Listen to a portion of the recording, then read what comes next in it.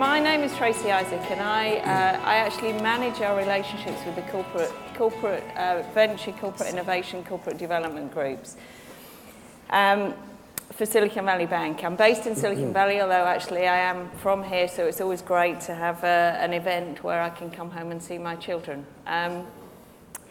But my previous role was actually running Telefonica Ventures and setting up the Silicon Valley Innovation Hub. So the nice thing for me is I feel like I can sit on both sides of the fence because I kind of know the situation. I'll try not to intervene too much with the panel and their questions, but it just does help me in my background. And clearly, this question of how we can think about diversity and inclusion, and I'm going to ask the panel to kind of think about that in the broadest sense, which I know they want to do. But first of all, let me just let them introduce themselves. And Jaydev is a bit last minute because actually we hadn't even met until he's just walked into the room. So thank you for being here just on time, Jaydev. Thanks for having me. Hey, I'm Jaydev. I founded Capital One Growth Ventures about 18 months ago. We've made about 12 investments. Capital One is a bank in the US. Prior to that, I did my own startup, which was in the data space that got acquired by Capital One. And prior to that, I set up a venture capital unit for another bank, City Ventures. So been in the VC and operating roles for a while. Hi there, I'm Sohaila. My background is in media and telecommunications, actually. I've always been in new business and innovation, always tied to working with startups in different models, either partnering or within M&A or within collaboration programs such as accelerators. I'm I'd say purely digital person. Never been in automotive. Now I'm with BMW I Ventures, which already demonstrates a shift towards the industry. We've discussed about this bit today already. Yeah, and I'm also glad, just as Tracy, to have this panel. And Sohaila and I actually worked together at Telefonica, yes. So we had the opportunity to have known each other in the past. Good morning, Akira Curtin from BP Ventures. I know about half of the audience, so great to be here. BP Ventures has invested in over 38 entities. Capital invested date is 250 million.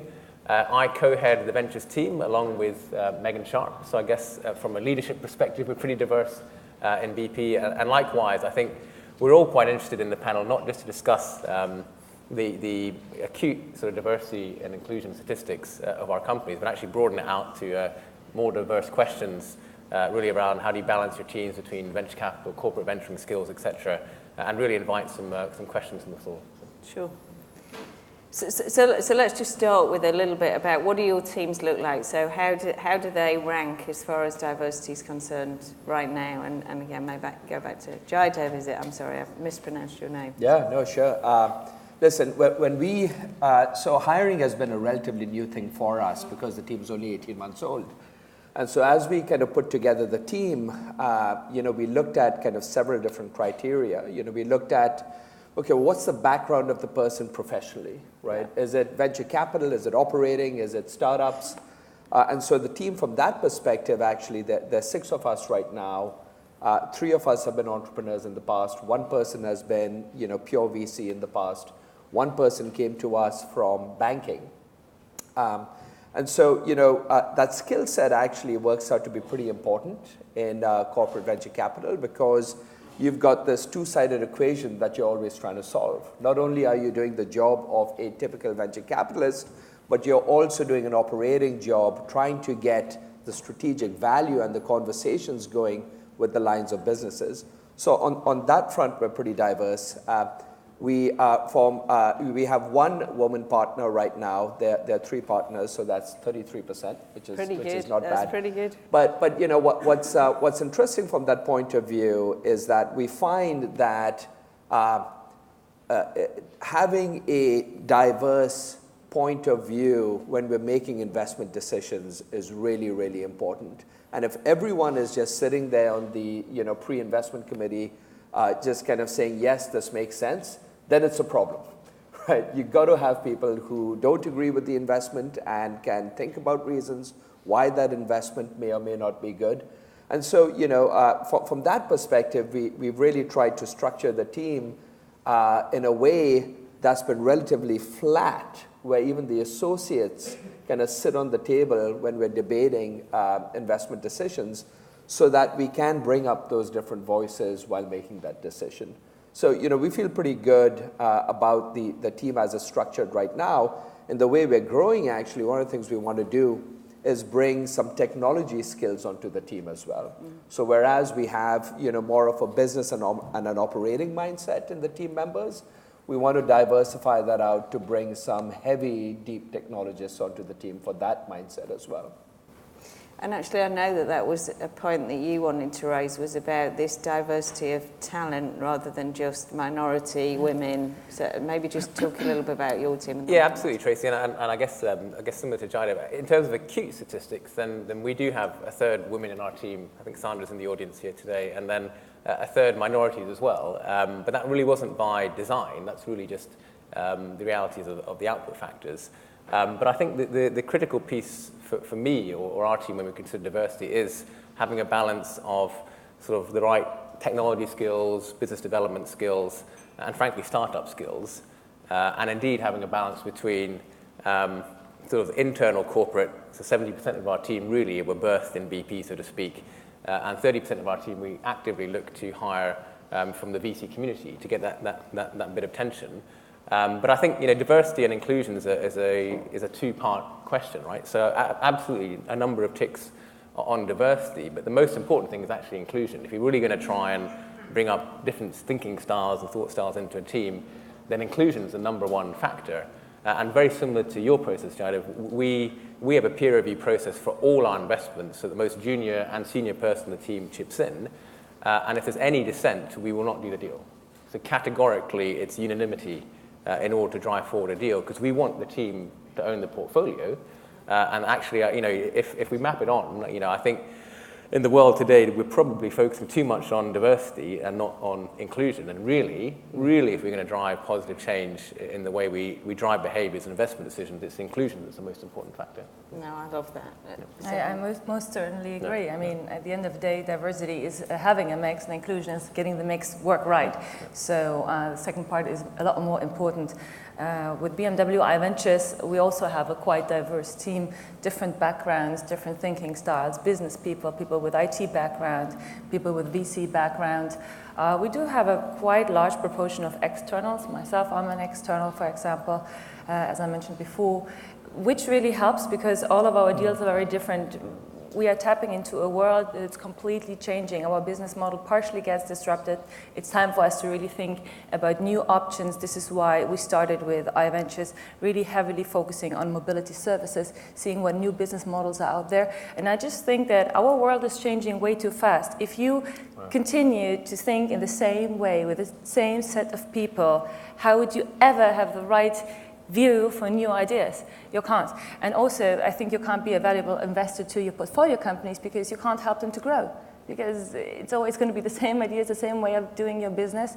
So I think this diversity and inclusion is not a HR program, it's a business strategy, and that's the main difference. And do you think the corporates actually have just a better opportunity to be more inclusive and more diverse? I mean, I think as far as females go, the stats are something like, I think, 6% within traditional venture, which is pretty appalling, and 17% in corporate, which is obviously better. And there are some teams, I think City Ventures has kind of 11 out of 16 of the team are female. But on those kind of things, do you think the corporate venture groups have got more opportunity to kind of bring programs into play? And have you seen things in your organisations that have helped with that? It's a hard question to answer, Tracy. I think James mentioned it last night, and it's in the preamble.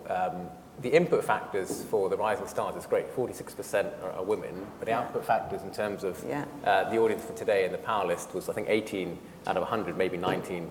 And so if you make the same analogy with the BP, for example, then 28% of our workforce are women, therefore getting to a third maybe isn't that much of a stretch.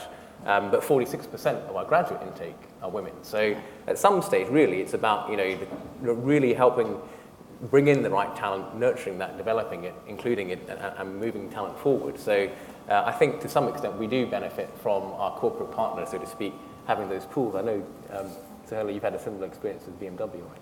No, definitely. Yeah, well, at the end of the day, right, I think we have more diversity in a corporate environment because there are different career paths, for sure.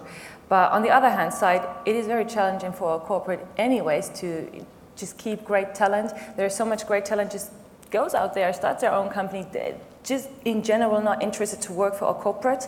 So I think there is a big challenge. That's a lot that we have to do. Most certainly there's more diversity. I mean, VC is crazy. It's 76% men, white men. There's 10% Asians, 1% African, and less than 1% Latino. There's basically no real diversity. Yeah. So I think we are in a better position, but it's a hard job, and you have to come up with really good programs to attract this talent and then keep them.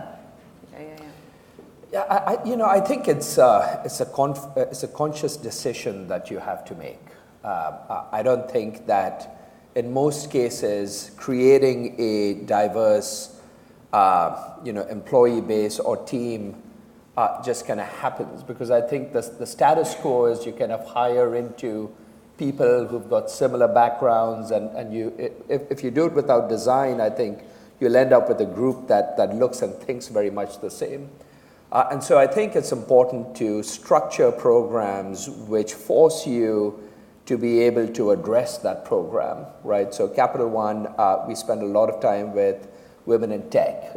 We spend a lot of time with thinking about, forming groups even within Capital One and giving them funding to highlight certain activities, because then we know it's going to attract, an employee base or a customer base that actually looks and feels different and has a different viewpoint.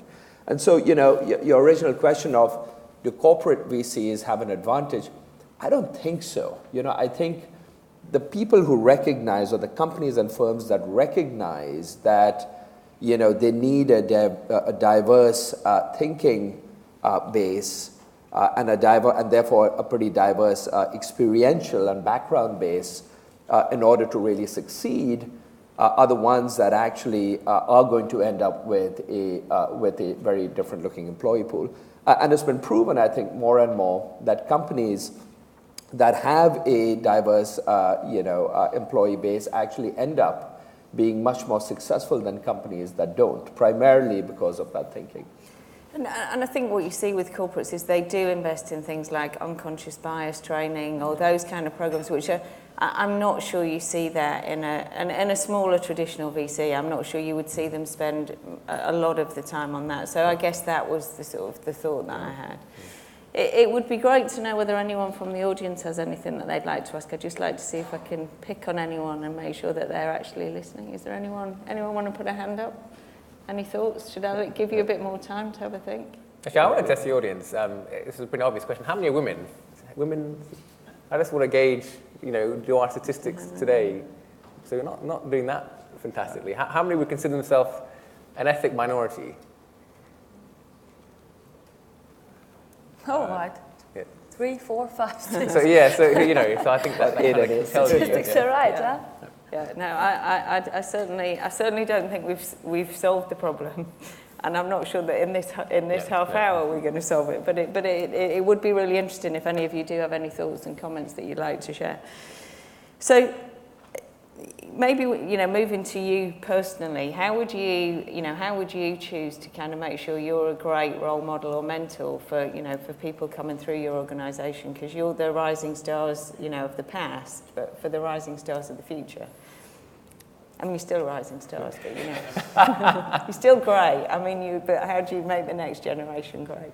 I think you had the best response. Sorry, so what was it? So how would you personally kind of mentor and be a role model for people coming through your organisation or out in the wider community? Yeah, it's fascinating, right? I think when we set up a group, we kind of asked ourselves a fundamental question, right? Which is, what percentage of the group are going to be people who will want to do corporate venturing for a long time? And what percentage of the group are people actually who would probably want to do this for a couple to 3 years and then want to do something else? Yeah. And so, in our heads, we haven't, since the group is too small, we haven't really executed on this yet. But, we've kind of said, okay, so there's the investment partner and the operating partner difference, right? And the operating partners are people who've traditionally had operating roles, they want to learn about the ventures thing. They want to have an outside-in perspective, but then they probably want to go back into an operating role. And so, across both those kind of dimensions, as we look at, new people coming in, we offer them an experience where they have a platform where they can make a massive difference, right? And I think that's fundamental, right? Regardless of, backgrounds, regardless of, whether you are, a minority or not, I think inherently people are looking for a platform where they can make a difference. And so our value proposition is simple.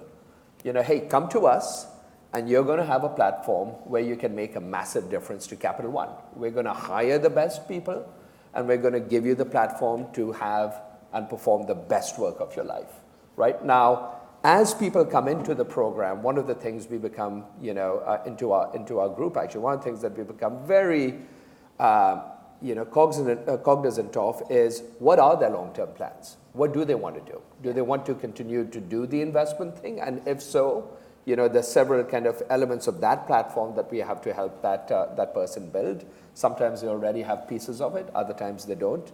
And if they want to go into the operating role, especially if they come from outside the company, we spend a lot of time reconnecting them or connecting them to people within the company, so that over a period of 2 years, they have a very broad network of people upon which they can then, either go into the company or potentially even outside to a startup and be relatively successful. So while it isn't an official mentoring path that we take, we think that if you can build people up from that platform and with those connectivities across the organization and outside, they're most likely to succeed, in the 2-year time frame if they're looking to leave the group.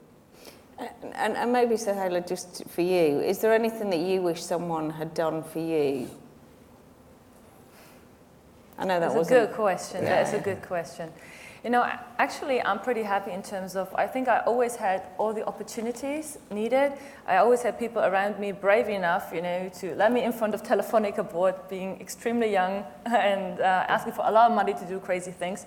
So I'd say personally, I was in a good environment. I had all of the opportunities. I think at the end of the day, it's also about you and what you make out of it, right? If you want people to be open about you, about your background, about your working style, about the way you think, you have to be open yourself, right? And we all have, we're prejudging. It's like, how fast does it happen in our business? Someone gets into a room, within a minute you scan him, you'll be like, you're like this, whatever, yeah? So this is not a good thing. You have to stay open, right? And especially if you're working with young entrepreneurs, they also don't want to have boring meetings with boring VC or CVC people. They want to have people that are really interested in them and not just asking always the same questions. So I'd say, being open myself and respecting other people has always helped me, respecting everything, that other people around me do or allow me also to do and to perform. And that's the best you can do. Pretty straightforward. And anything that you're doing on a sort of, more personal mentoring or role modeling or? Yeah, I mean, on the internal basis, it's a bit of a broader question, because obviously as a corporate and BP, we do a lot of mentoring programs and personally mentor a number of individuals. We don't have an acute issue, certainly from our team, in regards to getting that talent. But so I actually think the wider question for the audience and a number of us, I have my eldest, well, I guess I've got twins. I have an old eldest daughter, and there's a great interview, an assessment with Harvard Business Review actually on FTSE 100 and Dow CEOs, and the most progressive CEOs are ones with an eldest daughter. Why? Because actually they see the problems their daughter is confronting in society, right? And so, I mean, even as an individual, I thought, well, what am I missing? And I read, I don't know who's read Lean In. I know it got a lot of bad press in the US. I think it's got better now in the press. So I thought, I'm going to read this myself, and noted there are a few scenarios in there where I'm the bad guy in the case study, right? So all of us have blind spots as much as we feel progressive. So like this acute things or small things. I was at a conference at Imperial just a month ago, and one of the insights was, look, actually, very young women, in particular minorities, when they go to big meetings like this and they're in a panel session and there's 9 men in suits and there's just one of them, may step out of a conversation. So even I noted actually that the guy from a company didn't bother passing the question sheet to the lady in the group of 10, right? And I don't know I would have noticed that, having not really looked for it. So I obviously grabbed the sheet and went, here you go, what's your opinion, right? So just subtle things. And it's not really for this audience. You're all ambitious, strong, powerful, well-networked. But it's kind of looking out and say, actually, what is the younger generation facing? And even though they believe that they're being progressive, are they really? And they're stepping in every now and again with these little soft things that will actually help move things forward. And there is a bit of a movement, isn't there? You know, I've read, there's a bit of a movement of people saying that men will no longer appear on a panel where it's all male. You know, there's almost a bit of a, you know, an anti-group. How many people in this room would say they wouldn't want to be on a panel unless it was a diverse group? See? There we go. Yeah.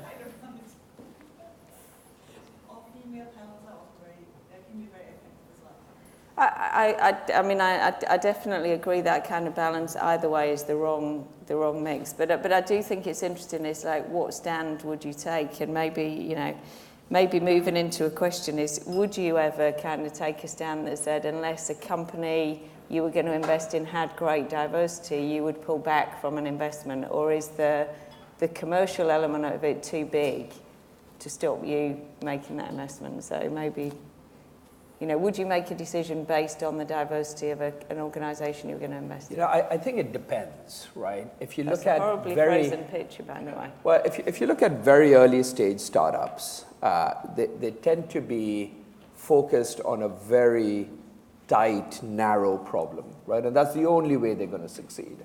And so therefore, at times like that, you look for a lot of uniformity in thinking going after that problem. Because if 5 people, the problem's small enough, and they have to go after that. As the teams start growing, and a company starts getting international, and a company starts, you know, expanding their product set and potentially its customer set, that's when, you know, the diversity angle becomes more important.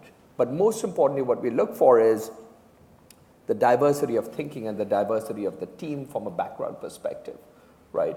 How many are, front-end engineers that have done exactly that kind of work versus people who've worked in a, you know, completely different industry or bringing different things to bear? You know, how many are women that can actually look at a problem from a different perspective as well? You know, how many people have had international experience and have been born in other parts of the world, especially when a company starts going international? Yeah. So, you know, we look for all those elements as part of the team, structure, but it also becomes very evident in the numbers that you start seeing from that company. You know, how successful are they with selling internationally? I can guarantee you that if it's a, you know, all-male, US-based company with only people who've grown up in the US, chances are that they aren't going to be very successful selling in Europe, right? So I think startups are very good at recognizing when they start expanding the skill sets that they need and very quickly start adjusting to actually enable that in the team. I personally, to add to that, think diversity in thinking is important from the beginning. And you were talking about this before, and I once had that situation where I really made the decision not to invest because I just had the feeling that the CEO didn't make good decisions in choosing the right people in the team. He rather wanted to work with people he knew from the past, from school, whatever. Kind of a British attitude, but anyways. But he was sort of really very much focusing on the same kind of people. And I think it was not really always a wise decision to always choose these people he already knew, and I thought he couldn't grow the company. So yeah, I think it's important. Good for you. Yeah, I mean, I think all of us invest partly, if it's not number 1, number 2, it's got to be number 3 on the basis of a good management team, right? So, you know, that's absolutely vanilla in all our venturing deals. So, do we proactively look at the statistics? Absolutely not. Would we pass on an investment if we didn't believe the CEO could work well or treat and be diverse and inclusive? Absolutely. So, I mean, it's just actually a factor when you assess a management team. Because ultimately, you are backing a team for 3 to 5 years. If they can't treat their staff or customers in a diverse and inclusive way, the company's likely to fail. So, you know, I just see that as a very obvious checkbox in regards to moving forward. Sure. So I think we've got 3 minutes left, so 1 minute each. If there was one thing about your group that you could change, what would it be? Or one thing you could change about this whole situation, about this diversity situation? Give you a broad enough answer. Yeah, why is the camera coming to me first? Yeah. You know, it's something that we're already doing, right? So we are a US-based bank that's got a small international business based in the UK and Canada. And something that happens when you're in the US with the largest venture capital ecosystem, with the largest startup ecosystem, is you can very easily become inward focused, right? You can very easily just start assuming that the US is the world. Yeah. And so, you know, what we need to do very consciously is to start spending time outside the US with companies to literally see what's happening there and bringing it into the US. So we did that. We invested in a company called Feedzai that's based out of Portugal, right? Very interesting big data-oriented modeling company.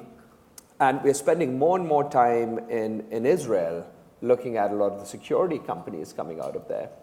And so, you know, I think over time what we're going to find ourselves doing is spending more time outside the US in places like India, China, Australia, and parts of Europe to bring some of that thinking back into the US. So that's just a change that we're already making. No, cool. 30 seconds. I'm going to go completely off piece. I think diversity of thinking, one of our best companies, Linear Technologies, basically took a whole load of chemists, chemical engineers, to look at the 100-year cement and concrete industry to create an absolutely disruptive breakthrough innovation, right? So actually, I think the best thing that a number of us can do is look at who are the skills experts in the world and marry them to the world's biggest problems, and that's where the breakthrough innovation is going to occur. And as you say, not allow the same people to look at the same problem at the same time. Yeah. So, Hannah? Most likely agree. I would prefer BMW, I'd include more entrepreneurs. Yeah. Very cool. Listen, please join me in thanking these great panelists. Thank you very much.